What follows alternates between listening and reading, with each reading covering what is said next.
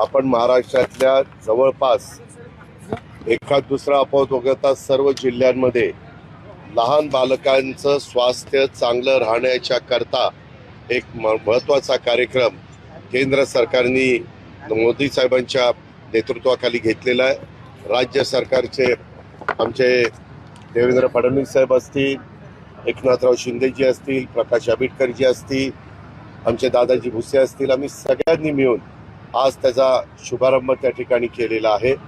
आणि आपल्या महाराष्ट्रातल्या जवळपास बालवाडी अंगणवाडीमध्ये शिकत असलेली बालकं लहान आणि प्राथमिक शाळेमध्ये शिकत असलेली लहान मुलं साधारण 24 ते 25 लाख विद्यार्थ्यांचं आरोग्य हे तपासण्याचं काम आपण त्या निमित्तानं करतोय.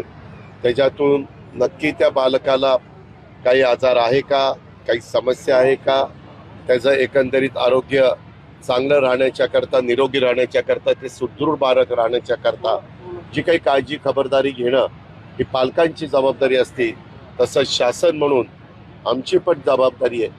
आणि म्हणून या वेगवेगळ्या विभागाला एकत्र करून हा कार्यक्रम आज सुरू केलेला आहे.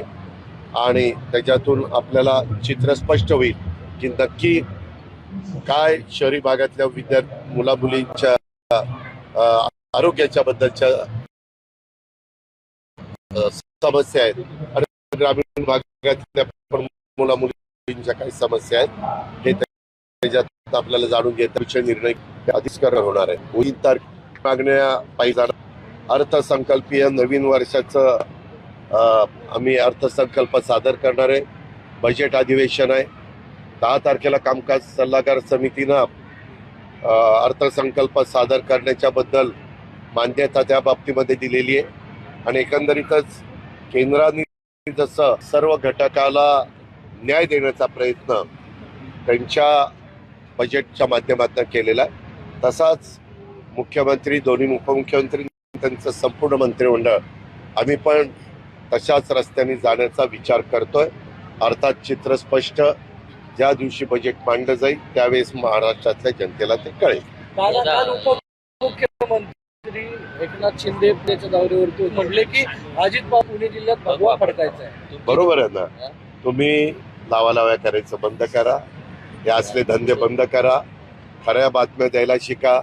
मध्ये पण ज्या काही घटना घडल्या, आता एकदा पोलिसांचा रिपोर्ट त्या ठिकाणी येऊ द्या, म्हणजे काय काय घडलं, काही इतक्या उतावीपणा दाखवतात, काय करू आणि काय नाही त्याच्याबद्दलची काही माहिती घेण्याच्या आतच सगळ्या न्यूज देतात. अर्थात हा तुमचा अधिकार आहे, परंतु आमची विनंती आहे, इतका आताताईपणा चांगला नाही.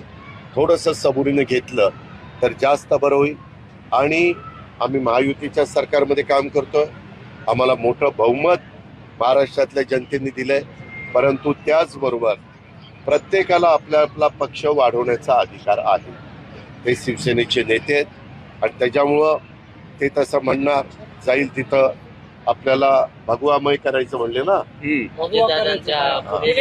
पुणे जिल्हा भगवा करायचा आहे. ऐका, ते महाराष्ट्रात गेल्यानंतर प्रत्येक जिल्ह्यात तसं सांगू शकतात.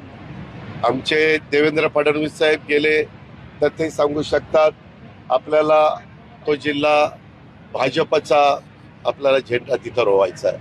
आणि मी गेलो तर मी सांगू शकतो की आपल्याला राष्ट्रवादीचा तिरंगा झेंडा तिथं फडकवायचा. ऐकायचं मी सगळ्यांना सांगतो, ह्याच्यात विशेष काही नाही. तुम्ही किती असे उलट सुलट प्रश्न विचारले तर आम्ही फार एकजुटीने राहायचं ठरवलेलं आहे. शेवटी आम्ही काही जरी सांगितलं पत्रकार मित्रांनो, तर जनता जनार्दनांच्या मनामध्ये कुणाच्या हातात सूत्र द्यायची कुणाच्या हातात नाही द्यायचे हे सर्वस्वी आहे. आणि त्याच्यामुळं माझी विनंती आहे की त्यांनी त्यांच्या कार्यकर्त्यांना स्फूर्ती देण्याच्या करता, प्रोत्साहन करता अशा प्रकारची वक्तव्य त्या ठिकाणी केली जातात. परंतु शेवटी आम्ही राज्याचं हित डोळ्यासमोर ठेवून त्याच्या माध्यमातून. अरे कसला फैसला, हे दरवर्षीचं काम असतं.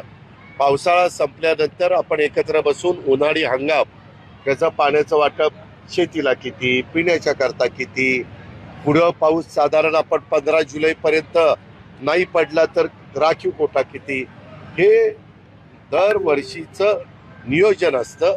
त्याच्यामध्ये आता मी पण त्या मिटिंगला आपले राधाकृष्ण विखे पाटील पण आपण पत्रकारांना सबुरीचा सल्ला दिला. गृहराज्यमंत्र्यांनी पण थोडस सबुरीनं अरे सगळ्यांनीच वागा, माझ्या सकट सगळ्यांनी. बस स्वारगेटच्या एक मिनिट त्यांनी जे एक मिनिट